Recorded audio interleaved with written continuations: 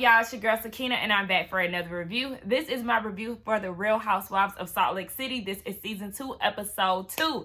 Y'all know this is the stepchild of my shows that I review. Nobody really likes to show a lot of love, but I understand some people really don't watch it. And like I said, last season, it did get a little stale after a while, so it's understood. But we're not going to harp on that, y'all. I'm really tired, and I was like, you know what? Let me just review this because I know it's super late, but also I just needed an energy booster. So here I am, bringing y'all some energy, okay? Trying to give y'all the best that I got. So let's just hop right into it, right? The episode opens with all the women interacting with their kids.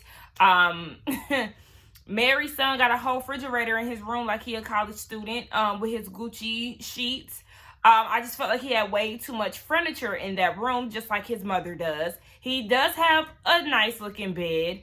I noticed it had like steps going down, kind of like if he had a cat or a little dog, they can just like walk up and down his bed. I noticed that. And then he had like a big couch in there. And then he had the refrigerator in there. And then he had, and it wasn't like one of those little ones. It was pretty big. And then he had, D Movie Man called it, he called it that when we was on the panel on Monday. He said that he had outdoor patio furniture in his room. And it's because it was. Like, he really does have that. I didn't watch the episode until today, so I didn't know what he was talking about. But yeah, that's definitely what he had in his room. I noticed that his room was a lot more spacious. Even though it had a lot of stuff in it, it was way more spacious than Lisa's son. When she said that his room was messy, I was like... See, that's the problem with these houses these days. They want to skip out on the room sizes, and that's unacceptable. Those are the rooms that we're in the most. And for people to be skipping out on expanding the rooms or making it livable, that's the type of stuff that upsets me. But we ain't going to get into that. We open up a individual scene with Jen. She's in the closet. And we actually get to see her partner in scam, Stuart, assistant number 1. Okay, he number 1 for a reason. But she's there with her, I guess her second assistant and her nephew. And her nephew was like, look, you got way too much stuff in here. Like, what's going on with all of this stuff? And then he told her that Ramadan is coming up, so she needs to give some of it to the Goodwill Salvation Army. He got a little Cali accent. I said, he must be from LA or something. But she was talking to him about how she's been going through a lot with Uncle, and Uncle is Sharif. I'm like, okay, why are you saying auntie and uncle? Just address yourselves, me and, you know, your uncle, or me and Uncle Sharif. I don't know. I was just like, me and uncle, auntie and uncle. Okay. But yeah, she was just saying that she had to do a lot of self-reflecting, and she's saying this in her confessional, like, you know, with Ramadan coming up, this is a special holiday for Muslims, and, you know, I just took some time to reflect, and I said, okay, well, you want to remove all the negativity. Did you reflect on the people's money that you stealing? Allegedly. Allegedly, but y'all know my phone died, so it just cut me off mid-sentence. But yeah, it's just the fact that people act as if they're trying to remove all this negativity and all of this shit as if you're not the root of a lot of problems. And you're wronging innocent people. You're stealing from the elderly. And she went off into this story about how the nephew that she was talking to, first of all, those braids, honey, what are you doing? I thought those were locks. But they look like some old stale-ass braids that need to be taken out. Look like they've been in his head for a good 3-4 months. Unacceptable, nephew. Lock it up or take them braids down. So, he is from South Central. I told you he sounded like he's from LA. But he was saying that he needed to get his family out of South Central. And at the time, Jen was grieving. She was grieving. And she didn't respond to what he said. And once she got out of her fog, then she reached out to him, and he's been living with them ever since. He looks at her like a second mom. He's coming from a single parent home and all of that. But I said, okay, well, you about to fuck it up because you out here stealing money. So yeah, way to keep the family together, Jen. Then she decides to call Heather, and she wants to have a sit down with her and discuss some things. And Heather said in her confessional, it's been 2 months since she talked to Jen, and she felt as if she had given up on the friendship. Now, they did a flashback of the reunion. The reunion was 2 months prior as well. So basically, they haven't talked since the reunion. And I'm like, damn. So y'all only get a 2-month break and y'all at it again. I mean, it's not that much of a surprise because I know that they do take a few months off and then they're back filming. But it's like, damn, 2 months.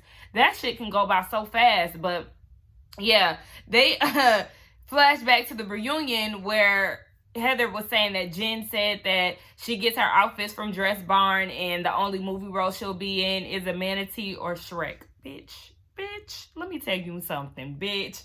When I tell you me and Jen would be done, there is no type of reconciling. I would have read her ass down to the ground like, no.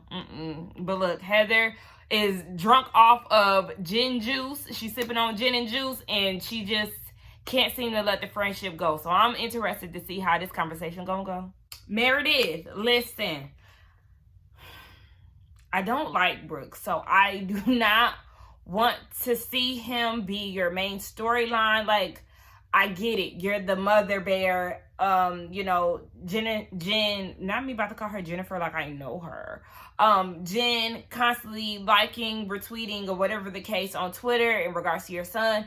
I get that. She does need to pipe down because it's not that serious. And you, like you said, you wouldn't do that when it comes down to her children. And she would not go for that shit if it was one of her kids. So she definitely needs to cut that shit out. But what we not gonna do, like I said last episode, is act as if Brooks is not gay. We not doing that. We not doing that. We not doing that. That y'all delusional if y'all don't think that he's not gay. Because he said they did a fast forward because Seth came home and, you know, she was saying that he was begging her to move to Ohio and thank God she didn't because now he's in Mississippi. You know, he moved everywhere, but he's still spending a lot of time in Utah. So she's catching him up and she mentions the whole thing about what's going on with Brooks. Now, they did a flashback to a week earlier and Brooks is saying that Jen is basically saying something that he had never discussed with Meredith or the family. There's no need to come out to your family. You've already done that by simply being you, honey. You don't have to come out. We know you gay, and it's okay.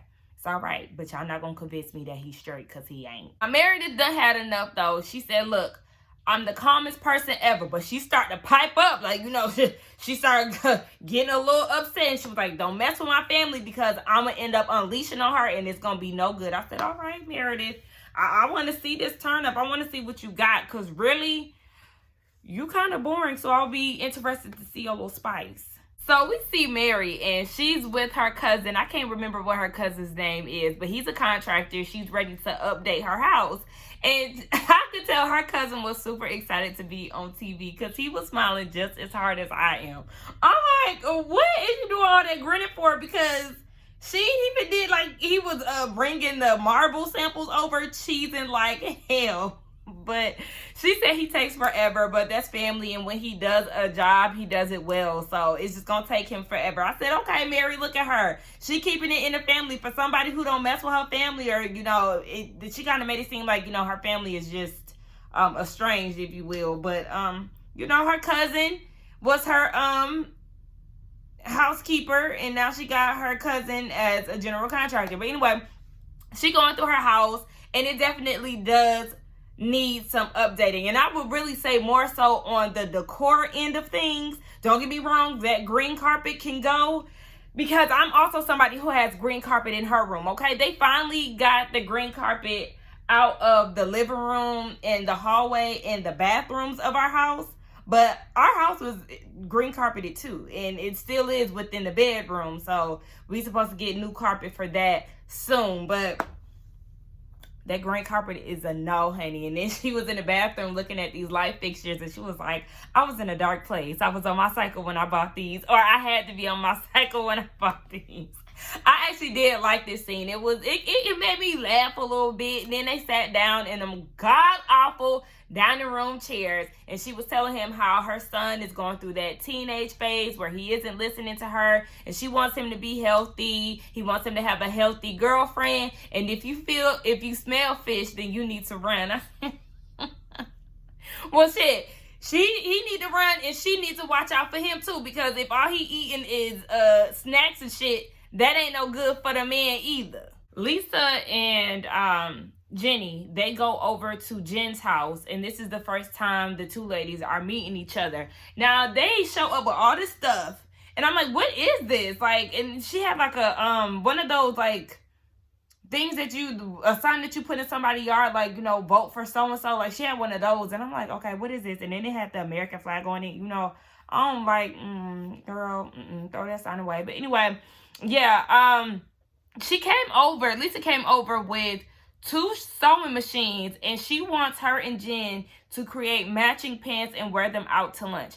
I was hoping that she was joking, but I didn't see her say that she was joking. And at this point, I am wondering why Lisa is going this hard for Jen's friendship. Like, it's giving weird. And it's like, what is this about? So they gonna get some food, and then Jenny notices that Jen has some lint on her butt, so she picked it off for her. And Jen was like, where did Lisa get her from? There's only one Jen, but if she touched my butt, then we're gonna be good friends. So they have a conversation about Meredith and how Lisa went to go see her, and how she has problems with the whole Brooke issue.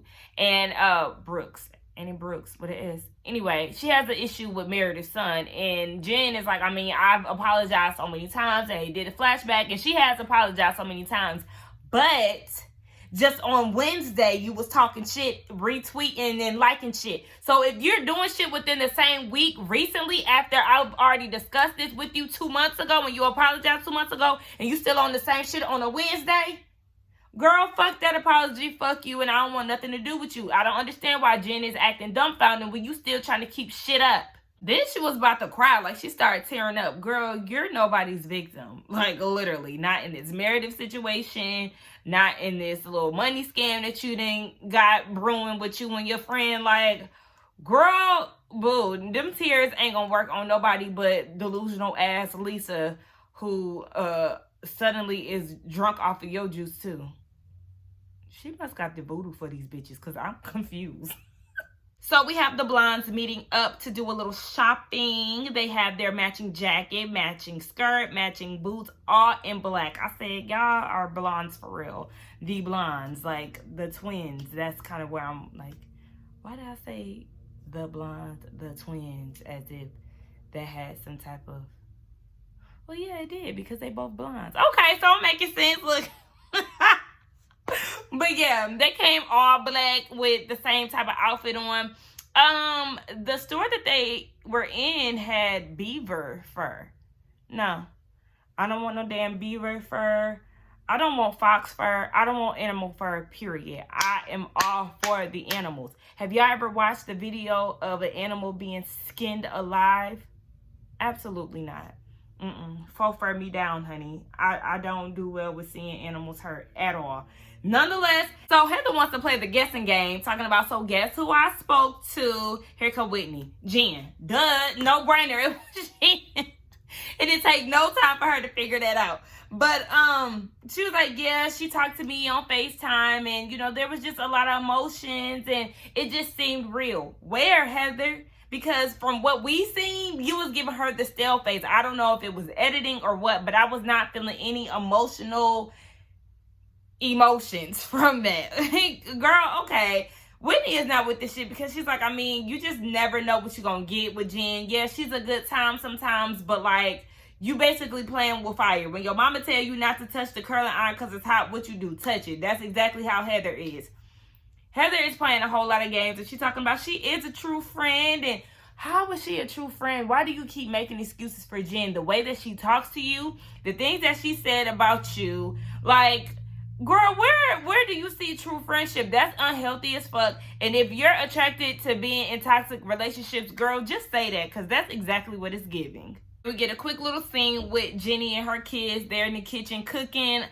I don't know what kind of ravioli that was, but to be honest, the food did not look good to me. It was all multicolored. It was giving McDonald's colors. It was red and yellow ravioli, and then she had truffles on it. Her little daughter is cute. She asked her to go get the parsley, and she said, the parsley, not Bruce Lee. Like, oh, you're cute. You know, her husband wants more children in the Vietnamese culture. If you have a big family, that equals wealth. So, you know, her husband is trying to pump them out, and she was like, no. And I don't blame you, girl. I would not want to pump out all them kids. 3 is enough, okay?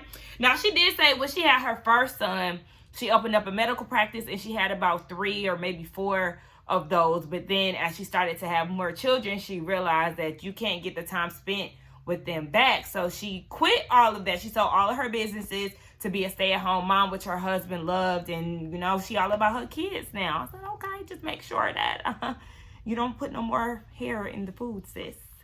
Honey.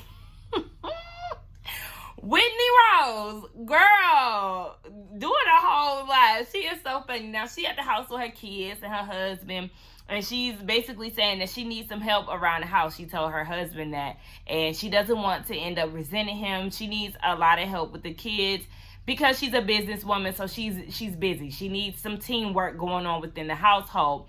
And then she says, I also need a lot of sex. In her confessional, she said they're having sex 2 to 3 times a week, and that's bad for them because they usually have sex damn near every day. And then she told the producer she's tired of having robotic sex. And it sounded like the producer might have been black because she was like, what the hell is robotic sex? So then she got up and started demonstrating. It's basically like just bouncing on the dick. And then she got over like, I was cracking up. Like, girl, she is very funny in her confessionals. Shout out to Whitney Rose. Girl, let me find out you trying to take Heather's spot of my favorite. Girl, I mean, look, beauty is in the eye of the beholder. And, girl, your husband, let me quiet. Now, Heather goes and meets up with Jen at this place called the Ice Castle. And it's cute somewhat. Because, I mean, yeah, once you go into the cave and they got it set up, that's nice or whatever. But trying to get there is a slippery slope, baby. Jen and her partner in fraud showed up first. He done slipped and fell. Heather damn near slipped and fell. And she got on snow boots. I'm like, what the? How do people expect to move around in this place? Like, people who work here, get it together. Get some salt or whatever it is to help people from sliding. Recommend some specific type of shoes to wear, something. So Jen gets there first, and then she makes a grand entrance sliding down a little slope to introduce herself to Heather. And, you know, Heather is like, you know, she pulling out all the stops. She basically trying to butter Heather up. So they go in their little cave, and they have a conversation. And Jen was saying that she misses Heather and all this shit. But Heather is like, you've been saying some fucked up things about me. And, of course, Jen pulled the card of acting lost and not knowing what she's talking about. So Heather gave her the list.